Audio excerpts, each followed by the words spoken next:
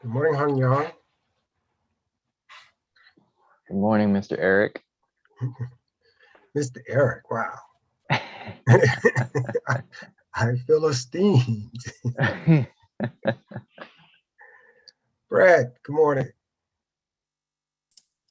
Good morning, Eric. How you doing? Outstanding, sir. Dr. Brock, good morning. Good morning, Eric.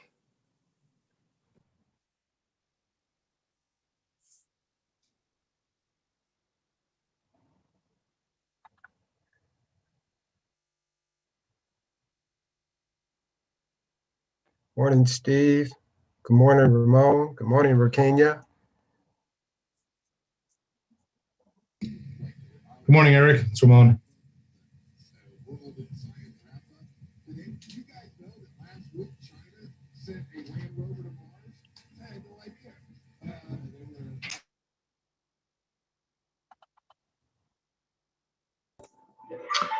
Hello, Eric. Morning, Butch.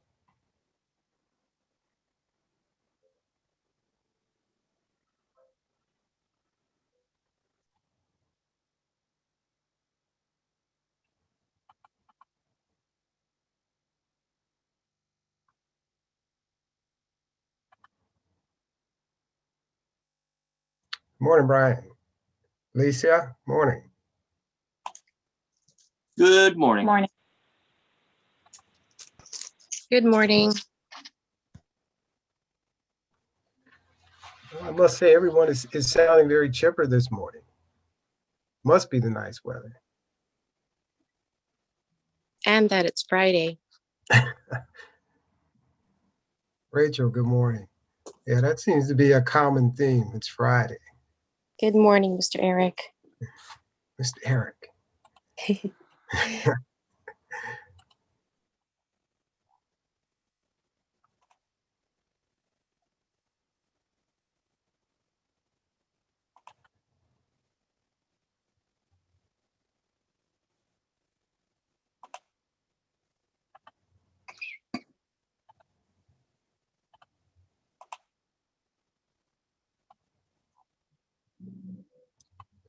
Well, Mr. Chairman, my smartphone, which is certainly smarter than me, says 8:30. Computer says 8:30. On your call. Good morning, Tony. Carl, good morning. Ciasi, good morning. Good morning, Cade. Good morning, Hazel. Morning, Eric. Good morning, Shad. Morning, Eric. All right, good morning, everyone, and welcome to this virtual MetroPlan Orlando TSMO meeting. I'd like to call the meeting to order. My name is Doug Jamison, and I will be chairing the meeting today. We also have a team of folks working to ensure that this meeting runs smoothly. Today's meeting was advertised on MetroPlan Orlando's website and social media, as well as through targeted emails. Florida's Sunshine Law requires a quorum to be physically present in a room for a government meeting. Governor DeSantis has suspended this requirement in an executive order allowing government boards to conduct business using virtual meetings. That order expired on October the 31st, so this meeting is being held in a workshop format. Staff will further explain what this means in just a moment. We will keep our microphones muted unless you have been recognized to speak, and we will use the raise hands feature to participate in the discussion. There are 2 public comment points in the meeting. Members of the public who want to speak will use the raise hand feature found in the participant tab. If you are attending by phone, you hit the *9 to raise your hand and request to be recognized.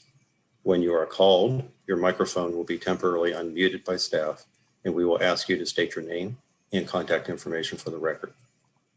We also accepted comments by email and phone message before the meeting.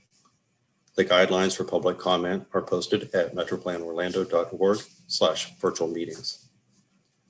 We want this and all future online meetings to be accessible to all. Participants may join by computer, tablet, or phone.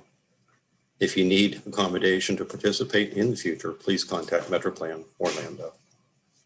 At this time, I would like to recognize Mr. Eric Hill of MetroPlan Orlando staff for the agenda review. Eric? Good morning, Mr. Chairman, committee members, and all those attending online. Thank you for working with us as we conduct these virtual meetings. We appreciate your patience and understanding. Based on the direction from our board at the December 2020 meeting, this meeting is being held as a virtual workshop in which all action items that are being advanced to the MetroPlan Orlando board will be reviewed and discussed, but no formal action will be taken so that a quorum will not be required. The board's action on these items will be ratified at a future in-person TSMO meeting. This format is subject to change, and I do have some information on that. Given the governor's new executive order preempting and suspending all remaining local emergency restrictions on individuals and businesses, and to return day-to-day life back to normal everywhere, it was decided that upon expiration of the board's resolution, we will return to face-to-face board and committee meetings beginning with the July 1st Municipal Advisory Committee meeting. The Zoom option will still be available for members of the public who wish to attend virtually and offer public comments. However, board and committee members are expected to attend in person. We will be coming forward with some announcements on our expectations for things like wearing masks, etc. And we will continue internal discussions of best practices moving forward. Please feel free to share this with your other colleagues at upcoming meetings. As the chairman mentioned, we will be using the raised hand feature to recognize committee members during the meeting and to call on members of the public during the comment time. If you have joined us on the phone only without the video screen, please use *6 to mute and unmute your line. Please use *9 to raise your virtual hand so the meeting host can see that you wish to be recognized. You'll see that there's a chat feature on your toolbar. This communicates with all panelists in this meeting, which includes committee members, staff, and presenters. Please only use this if you are having technical issues or need assistance. A full record of the chat comments will be included with the public record of this meeting. Mr. Chairman, that completes my announcements this morning, and there are no changes to the agenda. I will now call on Ms. Kathy Goldfarb to call the roll for the record. Again, there are no action items, so we would be able to move forward even if there isn't a quorum present. I'll ask all committee members to please go ahead and unmute yourselves now for the roll call, and you can go on mute again after your name is called. Please make sure your video is on if possible so we can confirm it's you. You'll find the unmute and video buttons on the bottom left side of your toolbar on the bottom of your screen. Please say here or present when your name is called. Al-Salehi? Al-Salehi? Blackadar? Present. Broad? Here. Brock? Here. Cash? Here. Noto? Here. Elisar? Present. Friel? Gondor? Gordon? Hammer? Poole? Present. Jameson? Here. Dredge? Here. Kelly? Here. Brugh?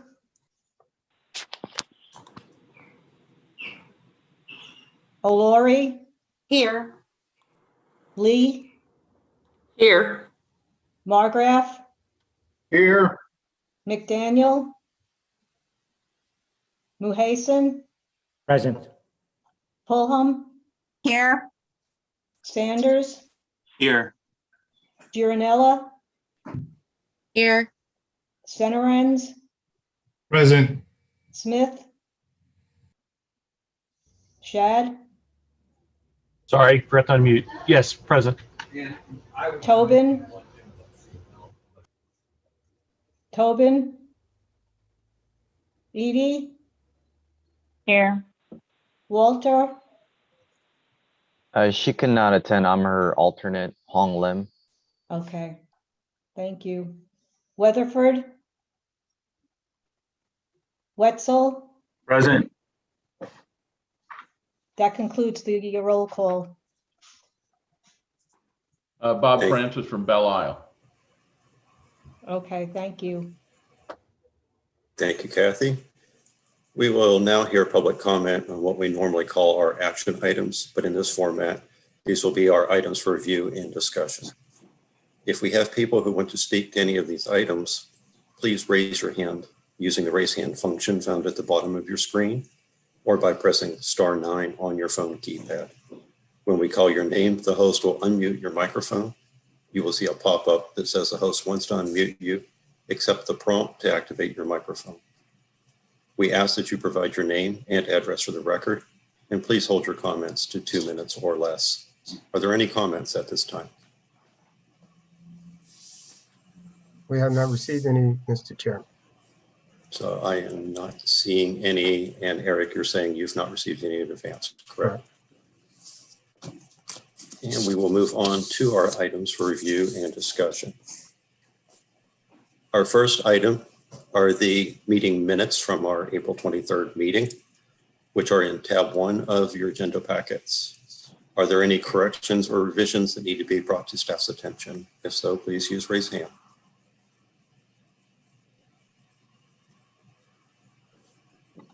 And we are not seeing any hands raised. So we will move on, accepting those through consensus. The next item is the FDOT amendment to fiscal year 2020-21 through 2024-25 Transportation Improvement Plan, found in tab 2 in your agendas. Mr. Keith Caskey from MetroPlan Orlando will present the information. Please hold your questions on this item until the presentation is finished.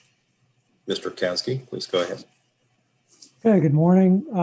The amendment this morning includes 2 projects. One of these is a resurfacing project on State Road 46 in Sanford, which includes bike and ped and safety improvements. And then the other project is the Sunset Drive Livable Streets project in Castleberry. And this just involves moving the existing construction funding from the current project number to a new project number. And as the chairman mentioned, you all have the information on this in your agenda packets. So with that, I'll open it up for questions.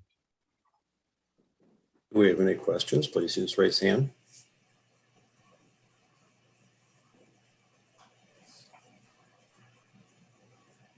And I am not seeing any hands raised. So thank you very much, Keith. Thank you. Our next item is plan revisions to the 2045 Metropolitan Transportation Plan, found in tab 3 of your agendas. Mr. Alex Trauger from MetroPlan Orlando will present the information. Please hold your questions on this item until the presentation is finished. Go ahead, Mr. Trauger. Thank you, Mr. Chairman. As mentioned, the supporting materials for this item are found in tab 3 of your agenda. But this morning, we are presenting proposed plan revisions to the 2045 Metropolitan Transportation Plan. We can go to the next slide, please. I'll provide just a little background. As each of you know, our 2045 plan was approved and adopted by our board in December 9th of 2020. Following that adoption process, we began to finalize our documentation and submit that to FDOT and FHWA for review. Still haven't heard back from them yet on that, but since that time, we actually have heard some local feedback about our local agency program, the LAP program, and how projects flow in and out of that, which identified some modifications that we'll be making, which I'll talk about in a moment. But I think what really drove and kind of pushed us to go through this plan revision process is feedback that we received from the Federal Highway Administration during the Florida Metropolitan Planning Partnership meeting, which is a meeting between all of Florida's 27 NPOs, FDOT, and the Federal Highway Administration. And they provided us some additional guidance and clarity as it relates to planning consistency between our documents, and specifically the Transportation Improvement Program, so our 5-year work program, and the Long Range Plan, our 2045 Metropolitan Plan. So with that being said, we will be moving forward and proposing both modifications and amendments to our plan. The next slide provides a quick kind of some terminology, and for those of us, for those who have been with us for a while, previously we had minor amendments and major amendments. Some of that terminology has changed as it relates to our long-range planning process, but really it's all about terminology. Things that we used to consider minor amendments are now called modifications or administrative modifications. And these are minor changes, things that don't have impact on cost feasibility or scheduling dates. And then we have amendments, with those major amendments previously. And those are where we actually do have changes, whether it's an addition, a deletion, a significant change in project cost, or a change in scheduling. So if a project is being pushed out of its current band year or being brought into a new band year, that makes us actually have to go through this amendment and modification process. As we've talked about during the plan adoption, 2045 plan is a living document, so you will likely see more amendments and modifications to that plan than in years past. So we can go to the next slide. I'll cover the amendments and modifications. And the first is a modification, and that was really from that federal update or guidance that we received from Federal Highway, which was to actually include the entire transportation improvement program in our existing plus committed network, which are in the years 2020 through 2025. The first funding year of the MTP is actually 2026. So adding these projects within the existing band, within that first year of our existing plus committed network, has no impacts to cost feasibility. So that's why it's a modification. This was just to have a full snapshot of the tip in our long range plan. So we have to do this one time through the adoption process, and then we won't be having to go back and modify with each TIP amendment in the future. The second item, and that's feedback that we received from our local partners, pertain to the off-system construction assistance program. So this was a new program for the 2045 plan, and it identified 10% of those state SA funds to be used off the state highway system. Previously, it only focused, or project eligibility was only to widening or construction projects. But based on feedback that we received, that 10% is actually federal funds, not state funds. So I just wanted to clarify that. I apologize. So that we're using 10% of those federal funds for that, which is an eligible use. But anyways, we previously had capacity only projects. But based on your feedback and some of our needs, we're broadening that program to include all multimodal project types. It's still construction only, so local agencies, LAP, certified agencies are still going to have to fund those previous or initial project development phases. And then these funds are going to be available for construction and CEI implementation. So we broaden that program. We actually have those projects that were previously on that table 10 of that list were put back into the local categories where they came from. And we're actually not identifying specific projects in the 2045 plan for this program. Rather, it's just going to be a funding program, and it will be implemented annually, monitored and coordinated annually with TAC and TSMO as we develop our prioritized project list. So that's going to give us a little more flexibility and should mitigate some additional amendments into the future.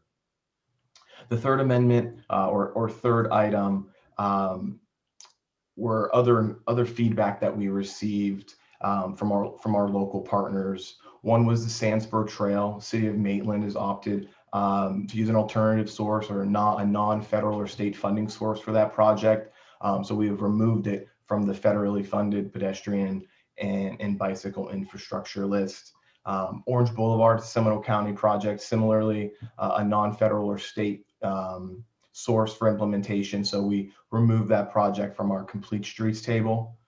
Another item was the Holden Gatlin intersection on Orange Avenue, State Road 527. Our cost that we had in there was really only an intersection or an operational improvement cost, but there is some planned rail relocation costs that we actually updated to include. That doesn't impact the cost feasibility of that project. So it still remains in plan period 2 of our plan. We also received feedback from the town of Windermere about wanting to add the Windermere Ward Trail to our bicycle and pedestrian needs list. So we did just that. It's added to our bike and ped needs as an unfunded need. And we also received some feedback from Osceola County about some minor revisions, project limits, and some splitting of those projects that we were able to update through this process. So those were just some amendments there. Really what drove those amendments were the deletion of those projects from the cost feasible list. The other ones are kind of smaller in nature and would classify more as a modification. And the final item, I think it's more of a focus of this body, is our congestion management process. So we've updated that documentation. We've received some refreshed data from FDOT as it relates to roadway clearance and emergency response times. Previously, we were extracting that data directly, directly from the SunGuide system. But based on some updated processes, we're actually going to be coordinating better with the District 5 Transportation Incident Management Coordinator. So we'll be updating that and using them as the data source and provider for those statistics. Those are the proposed revisions, amendments, and modifications to the plan. Again, all that information and supporting materials is found at tab 3. And if you do not have any questions, we can go to the next slide. Again, this is an action item to our board in June, based on the virtual feedback or virtual workshop format of this. We're just requesting your feedback and to gain consensus so we can report that to the board at their June meeting. So if you have any questions, I'll be more than happy to field those. But today is really more just of a gain your feedback and consensus. So Mr. Chair, I'll pass things back to you and let me know if you guys have any questions. Thank you, Alex. If you have questions, please raise hands, and Hazem does have his hand raised, so he is recognized. Hazem. Thanks, Mr. Chairman. Alex, thank you for this presentation. I just wanted to follow up on the request to include the past year's prioritized projects list in the MTP. What's the status on that? Yeah, so as I mentioned in the email that I previously sent to you, the projects, majority of those projects are in there. They might have some different different project descriptions based on the segment limits that we have. But the projects that that you had some concerns about, are identified in the plan. And as we talk more of the prioritized project list, those projects will be implemented specifically through those, but some of those area-wide corridor long, 27-mile long corridors that have some pieces done, some pieces not. The plan tried to identify those gaps and fund them, but as it relates to project specifics, that's how we are identifying those. I know Nick had his hand raised. Nick, did you want to provide a little more feedback to Hazem's question? Yes, Hazem, thank you. So yes, we took a look at it, and a lot of those ITS master plan projects that you've called out, we have them identified in the plan within the segments that still have the remaining needs as they were identified. But from what we know, we're going to be looking at doing a refresh of that ITS master plan, which will also help influence that section of the MTP. As for some of your other project questions, yes, just like Alex mentioned, some of them may have fallen down. For example, the International Drive, just based on kind of the collaborative process that we developed of the performance measures and the performance-based planning process. International Drive just really didn't rise to that regional level of need along with the other corridors we had. So that's kind of that example. But it's still a process that we're working through. Like Alex said, this is now a working document. It's not set in stone. So we're actually going to go through and start looking at the TSMO list and coordinating with our local government partners to try to consolidate that. Because as we noticed, developing this priority list, a lot of those projects were really small. And if we move them forward, probably wouldn't meet those LAP requirements to get implemented. So now we want to take and work with our local government partners and kind of consolidate and refine that into what is an implementable project, which may be bundling some intersections into a corridor to make it LAP eligible. Thank you, Nick, but I would beg to differ on how you prioritized International Drive compared to other corridors identified with a higher priority, like Rio Grande Avenue, for example, or Forsyth Road. Those are minor collector roads that are definitely considered a lower priority by Orange County. And we understand. But as we developed this performance-based process and looked at performance measures as a corridor itself, International Drive doesn't have as many regional needs for safety, travel time, reliability, and well, our other 25 performance measures as say Rio Grande does. And that's why it just doesn't rise to that level.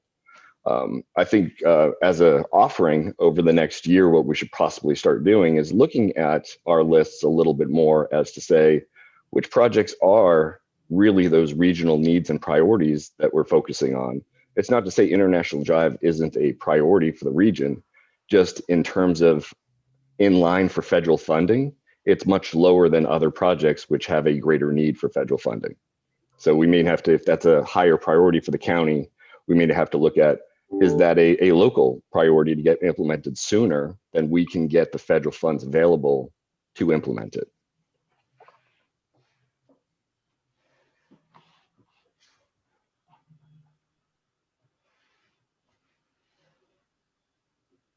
Azam used all the floor. Do you have a follow-up or are you good? Well, I disagree, and I just wanted to look at the details on how the prioritization for those corridors has been conducted, so I can agree or disagree with how to move forward. Certainly, and I'll be presenting it as a draft with kind of our draft list of what came out of the cost feasible plan and how that is prioritized. And within that, there was also an interactive map which had all of every single segment with those performance measures included. And we would be happy to go over those in more detail before we get to the final priority list, if that's what you would like. I look forward to that. Thank you. Okay, thank you. And we also have a hand raised by Rachel. Rachel, you're recognized. Thanks, Doug. Hey, Nick, I have a question in regards to Michael Blake Boulevard and State Road 434. So when you mentioned about combining corridors, would we be able to combine that with the Tuscaloosa Road and State Road 434 intersection that's less than a mile away? That's something let's look at. If it's part of a system, then yes, we could see bundling those, especially if the projects aren't meeting the threshold to go forward with the LAP guidelines. So we need to have at least the phase in a higher than 250,000. So that may make logical sense, especially going into design, to combine a couple intersections to meet that threshold for implementation, and then look at how that could be structured for the construction.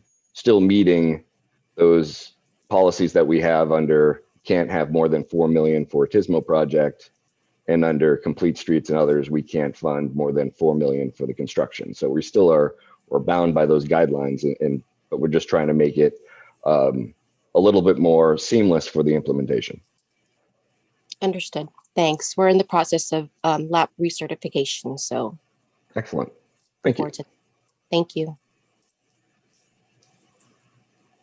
Any other questions or comments? Looking for raised hands.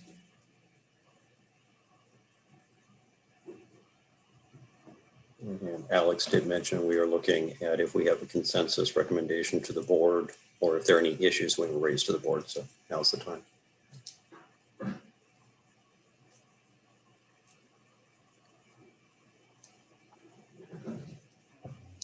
And I am not seeing any hands raised. So thank you very much, Alex Droger. Thank you. Today, we do not have any TSMO presentations on our agenda, but we do have common presentations with the TAC. So you'll see there were 3 common presentations with the TAC. You will need to disconnect and sign into the TAC meeting for these presentations. If you are a member of TAC, then you can go in through the link in the panelist invitation that was sent via email. If not, please join the meeting through the public link at metroplanorlando.org/virtual meetings. These will be a preview of the TIP. a preview of the prioritized project list, and a presentation on the CFS master plan. There are also several items under the general information tab at tab 4 in your agenda package. Also, I would just like to acknowledge Kathy in the comments. We do have one person who said they were unable to speak during the roll call, so if we can make sure that we have that recorded for later. Upcoming meetings, we have mentioned that our next TSMO meeting will be on June the 25th. I'm assuming you guys can hear the clocks in the background. That's my wonderful clock next to me. But our next meeting will be on June 25th. As we heard earlier, this will be a virtual workshop, so that a quorum will not be required. If this changes, then we will be notified by MetroPlan Orlando staff. The June meeting will be our last scheduled virtual workshop format meeting. TSMO does not have a July meeting scheduled, so our next meeting on August the 27th will be in person, as was mentioned earlier. The next MetroPlan Orlando board meeting will be June 9th and will be a hybrid meeting with some board members, staff, and members of the public attending in person, and other board members, staff, members of the public, and presenters attending virtually on Zoom. Now I'd like to ask if there are any member comments. If so, please use the raise hands function. Any updates or comments from the group? Eric, you are recognized. Good morning again, members. We are now accepting signal retiming requests for fiscal year 2021-2022 program. Please submit your request to us by close of business on Monday, June the 14th. Your request can go to Ms. Laura Bauk. She's asked that the locations should be listed in a spreadsheet format in order of your priority and include intersection street names, as well as the distance between intersections along the same segment in feet. Also, submittal of a KMZ file showing requesting retiming locations is encouraged, but not required. That's one item. I have two other items I'd like to just share with the group. One is we've had a conversation, guess it was a couple meetings ago, maybe it was the last meeting, but we had a conversation on drones and the use of drones. I participated in the previous traffic incident management team meeting and learned that two things. One, that many of the local jurisdictions, law enforcement departments currently do have drones and use them. And then we've had some recent legislation that has passed that allow the use of drones by law enforcement agencies. And part of that legislation, and I'm paraphrasing here, but speaks to the use of drones for traffic management. Now, at the TIM meeting, it was suggested that they have a workshop on the use of drones. And I chimed in and mentioned that we've had some discussion in our TSMO group on the use of drones, more for traffic management and the use of how we operate our transportation network. It was suggested that perhaps we do a joint workshop because some of the jurisdictions have law enforcement departments that have drones and the capability of using them.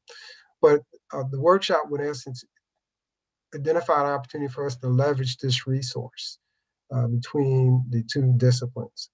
And I wanted to just share and offer that up to the committee and see if the committee members would be interested in participating in that kind of joint workshop.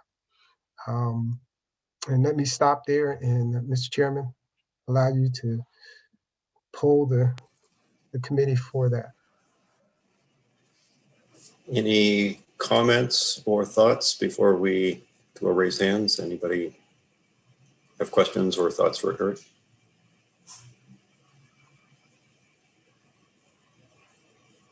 So if there's interest, will you please go ahead and use the raise hands function?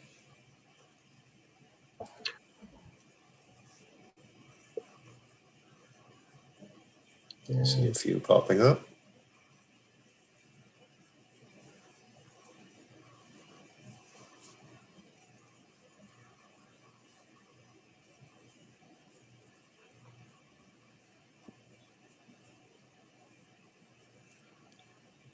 And Eric, I think you see our results. We'll just write about half of what I see on screen. Okay.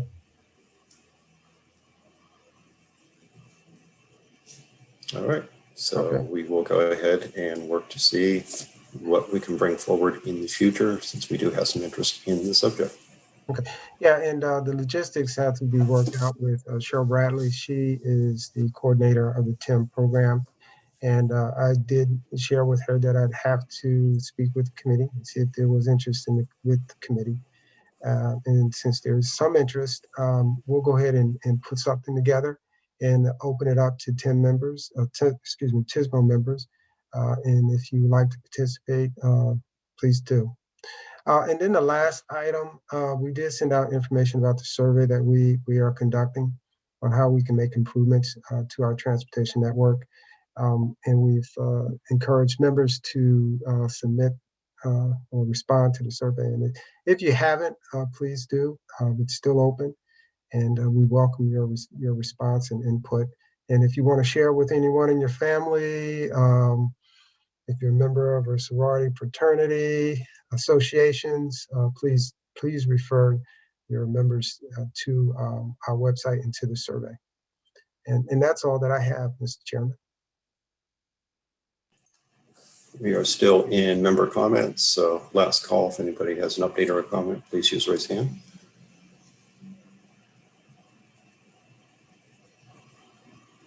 And I'm not seeing any hands raised. So this moves us into our second public comment. If members of the public wish to comment, please use the raise hand function and you will be recognized, or dial *9 on your phone keypad. We will unmute your mic. After you're recognized, please state your name and address for the record and limit your comment to 2 minutes or less. Are there any comments at this time? Do not see, Mr. Chairman.